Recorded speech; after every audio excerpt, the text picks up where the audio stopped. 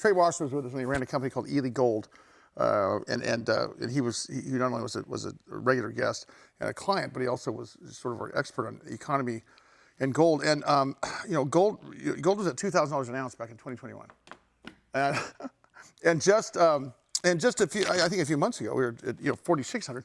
Here to talk about that and what that means to the economy is Trey Wasser, of course, CEO and director of DryDen Gold Corp. DRYGF is their stock ticker.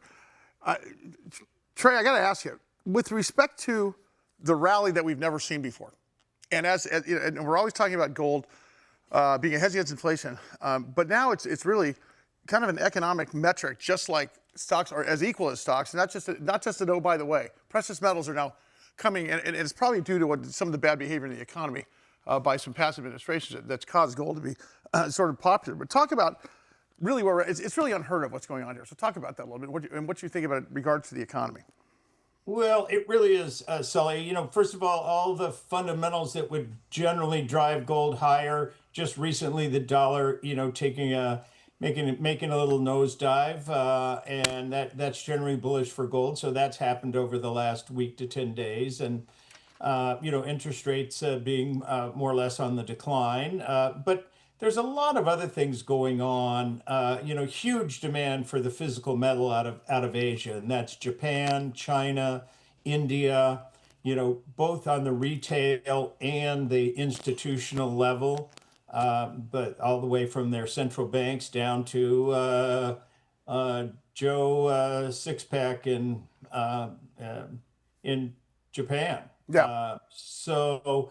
A lot of demand. Plus, one very important thing that happened last year for gold, of course, and the banks got ahead of this in the U.S., but gold was made a tier 1 liquid asset, right. A high quality liquid asset by the Basel III. Now, not only is that control, Basel III is the requirement that they have to have banks in the U.S. for their reserve accounts have to have tier 1 high quality liquid assets. Gold was never that before. So, now consequently banks in the U.S. can own that alongside their treasury bills.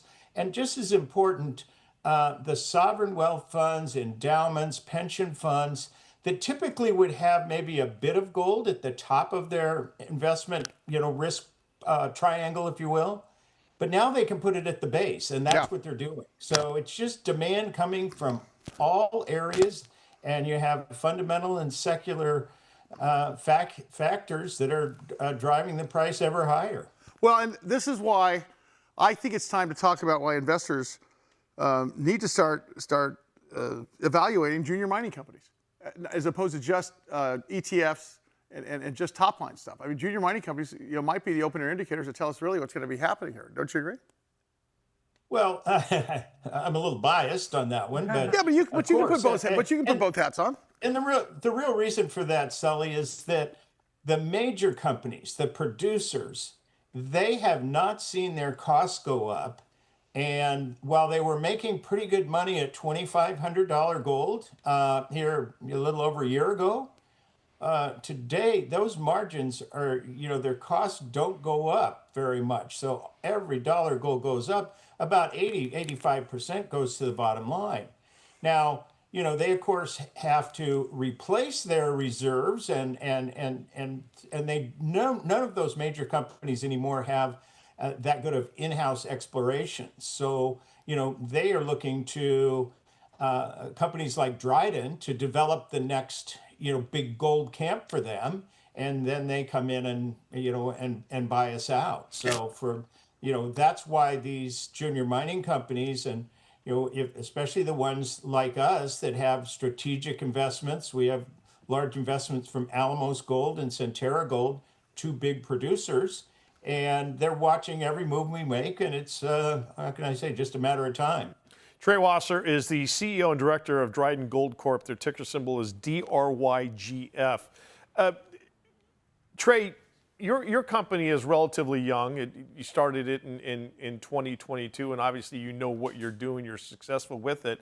But as you see the price of gold go up, do you see a lot of other people who are not prepared or not adequately equipped to get into the business trying to get into the business? Well, yes, I just got back from Vancouver, and they do this. I went to two different gold shows out there, which are both are pretty retail shows. So it was mom and pop Vancouver and the surrounding area that for the most part were there. One of these two shows had the last 2 years had gone downhill so far that had there been another bad year here, if things hadn't turned around like they did last year, I think they'd have folded up. But they were very well attended. A lot of people, starting to look at and a lot of new companies popping up. And to some degree, it's good and bad. It kind of scares me because we were able to raise money over the last 3 or 4 years in very bad markets because of the quality of our project and our team, such. But and not many other companies could even raise money. Now, pretty much anybody with that ever had a job at a mining company, even if that was in the mailroom, and a piece of moose pasture in Minnesota, Sure, can raise money. Hey, Trey, talk about DryDen specifically. Talk about what's happening with it, where you're at, and what we think is happening here over the next 6 to 18 months. Well, very excited in that yesterday, briefly, we surpassed the $100 million market cap. Wow.